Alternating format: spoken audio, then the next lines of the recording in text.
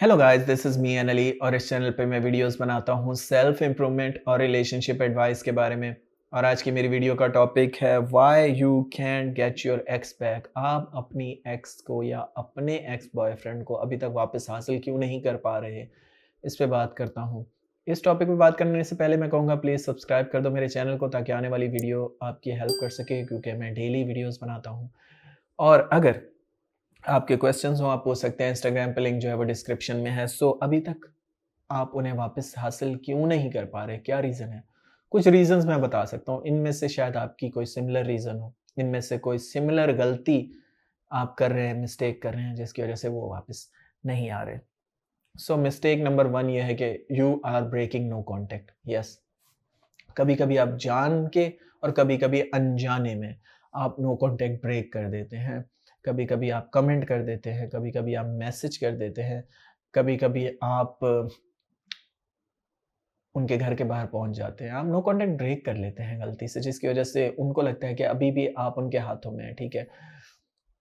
जितना आप उनके दिमाग में ये डर डालेंगे कि आप भी मूव ऑन कर सकते हैं, आप भी कुछ बेटर डिज़र्व कर सकते हैं, उतना वो आपको चेज़ करेंगे, ठीक है?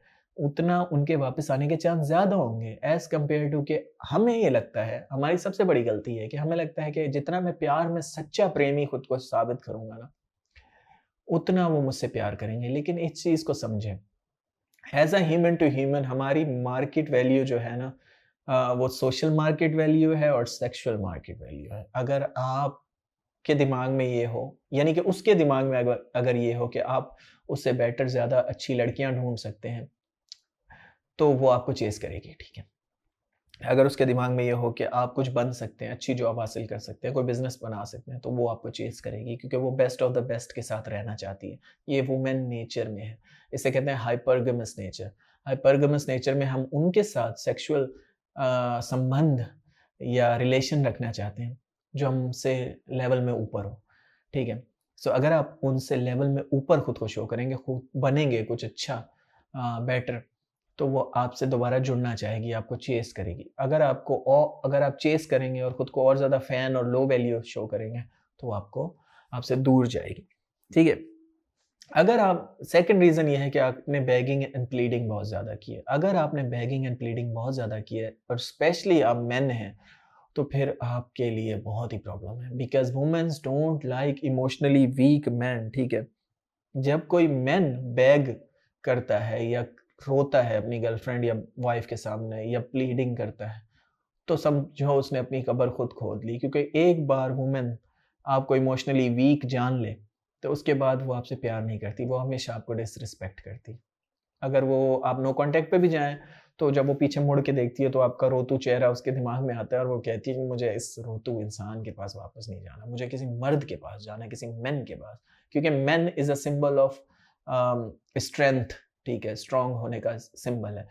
हर वुमन, ऑलमोस्ट 99% वुमन, शायद 1% कोई वुमन इस दुनिया में ऐसी हो जो रेयर हो, लेकिन 99% वुमेन, ख़वातीन, औरतें, लड़कियाँ ऐसा बॉय चाहती हैं, ऐसा हस्बैंड चाहती हैं जो स्ट्रॉन्ग हो इमोशनली, जो उनका ख़्याल रख सके, जो आगे नस्ल को आगे बढ़ाए, शादी करे, वो कोई अल्फ़ा मेल चाहती हैं, कोई हीरो चाहती हैं वो, ना कि वो रोतू-धोतू और सैड होने वाला और अपनी मिस्टेक्स बताने वाला सुबह-शाम, ऐसा नहीं चाहती। तो अगर आपने ये गलती की है तो मुश्किल है उनका वापस आना। लेकिन अगर आप नो कॉन्टैक्ट पे रहेंगे, साथ में प्रोग्रेस करेंगे, अपने ऊपर वर्क करेंगे, तो वो आएँगे, ऐसा नहीं है कि नहीं आएँगे।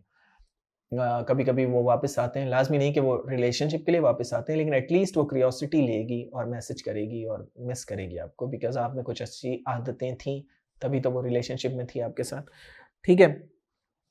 एक और रीज़न है, अगर आपका इंटरेस्ट लेवल, मतलब उनका इंटरेस्ट लेवल कम हो गया। अब इंटरेस्ट लेवल को बढ़ाने के क्या तरीके हैं? जैसे कि मैंने पहले कहा, अपने ऊपर वर्क करना, कुछ अच्छा बनना, कुछ ऐसा बनना जैसा वो आपको बनाना चाहती थी, ठीक है?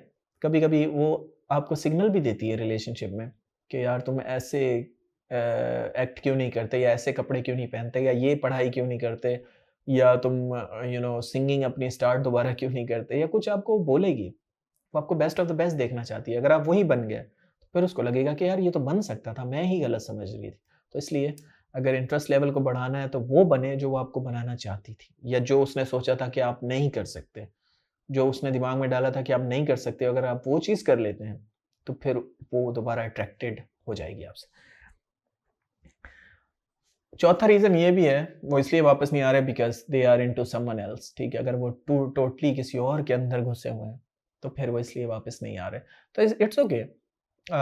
इसका बेस्ट तरीका ये है कि आप वही अगेन स्पेस दें उन्हें, और उनका ब्रेकअप जो है वो नेचुरली होने दें न्यू पर्सन में, क्योंकि न्यू पर्सन में भी कोई बुराई तो होगी। उनका भी ब्रेकअप होगा, उनकी भी लड़ाई होगी। दुनिया का कोई रोमियो और जूलियट हो, भले कोई कहानी हो, अगर उनकी शादी हो जाती है, और अक्सर मैंने ऐसे देखा है कि इतना एक दूसरे के लिए मर रहे होते हैं कि मुझे शादी करनी है, और जब शादी हो जाती है और शादी के 2-3 महीने बाद लड़ रहे होते हैं एक दूसरे से, तो लड़ाई तो हर जगह होती है, ठीक है? जब आप किसी के साथ रहते हैं तो कुछ उसकी अच्छी आदतें होती हैं, कुछ बुरी आदतें होती हैं, जूते यहाँ क्यों रख दिए, कपड़े वहाँ क्यों रख दिए, ऐसी बातें होती हैं, तो लड़ाइयाँ होती हैं। तो जब वो न्यू पर्सन में इंटरेस्टेड हैं, तो उसमें भी कोई बुराइयाँ होंगी, उसमें कोई परेशानियाँ होंगी, उसकी में भी कुछ गलत आदतें होंगी। Nobody is perfect, nobody is angel, ठीक है? तो इसलिए जाने दें। अपनी मर्ज़ी से उनका ब्रेकअप होगा, फिर वो आपके पास वापस आएँगे, वो ज़्यादा बेटर है एज़ कम्पेयर टू कि आप बीच में स्कीम्स करें, चालें चलें उनका ब्रेकअप करवाने के लिए, और आप उन्हें बेगिंग एंड प्लीडिंग करें या चेज़ करें, ठीक है? तो नेचुरली जाने दें। और आखिरी रीज़न, वो आपके पास वापस नहीं आ रहा है because they are done with you. जब हम रियलाइज़ करते हैं कि यार बस ये इंसान यही है, इसका यही लिमिट है, ये लिमिटेड इंसान है, तो फिर हम उसके बाद वापस नहीं जाना चाहते। हम चाहते हैं कि कोई उससे बेटर ही ढूँढे। और मोस्ट ऑफ द टाइम हम गलती यही करते हैं कि हम रिलेशन में कंप्लेसेंट हो जाते हैं। यानी कि हम बस अपने आप को लिमिटेड बना लेते हैं। अपने दिमाग में भी कि यार इससे बेटर तो मैं डिज़र्व नहीं कर सकता, और उसको फुल ये रियलाइज़ कर सकते हैं कि तुम एक शहज़ादी हो, मुझे मिल गई हो, तुमसे बेटर मैं नहीं ढूँढ सकता। और जब वो ये रियलाइज़ कर लेती है कि यार ये मुझसे बेटर नहीं ढूँढ सकता, तो इट मीन्स मैं बेटर हूँ इससे। इट मीन्स मैं कुछ बेटर ढूँढ सकती हूँ। तो वो कुछ ढूँढेगी। और ये वीडियो दोनों जेंडर्स के लिए है, दोनों उस पे अप्लाई हो सकती हैं जो बातें मैं कह रहा हूँ। मेबी मेरे कहने का टोन इस तरह की है कि वो ये आपको एक साइड लग रही है, लेकिन दोनों पे अप्लाई होती हैं ये बातें। जब आपका बॉयफ्रेंड ये रियलाइज़ कर लेता है कि यार ये नहीं चेंज होने वाली, ये ऐसे ही रहेगी, ये बदतमीज़ ही रहेगी, या ये ज़्यादा बोलती है। लड़कों को ये बहुत शिकायत होती है कि लड़कियाँ बोलती बहुत हैं। सो अगर आप बहुत ज़्यादा बोलती हो, मुँह फट हो, फ़ज़ूल बातें करती हो, तो आपको सोचना चाहिए बैठ के ना कि मुझे क्या करना चाहिए और क्या नहीं करना चाहिए। अगर आप जेलस होती हो, गॉसिप्स करती हो, पढ़ाई नहीं करती, मतलब आप इस तरह की हो, और उसे कोई इस तरह की चाहिए जो उसकी मम्मी-पापा की केयर करे, या कुछ ऐसी लड़की जो वो उसको इंट्रोड्यूस करवाते हुए अच्छा लगे फैमिली से, ना कि इस तरह की लड़ाई करने वाली जो उसकी मम्मी-पापा की केयर ही ना करे, या तो वो लड़का हमेशा इस तरह थोड़ा सोचता है। सो बस बताने का मकसद ये है कि ये साइंस है, जिनकी वजह से शायद वो वापस नहीं आ रहे। आपको इन्हीं साइंस को सुधारना है। जो भी गलतियाँ की उसको बैठ के सोचें क्या थी, वो बेटर करें, या तो वो वापस आ जाएँगे, या न्यू पर्सन जो होगा वो आपको फिर कभी नहीं छोड़ेगा, क्योंकि आप इतने परफेक्ट इंसान होंगे कि ऐसा परफेक्ट इंसान को मिलना मुश्किल हो जाएगा इस दुनिया में। ठीक है? So that's it for today. Thanks for watching guys. Have a good day.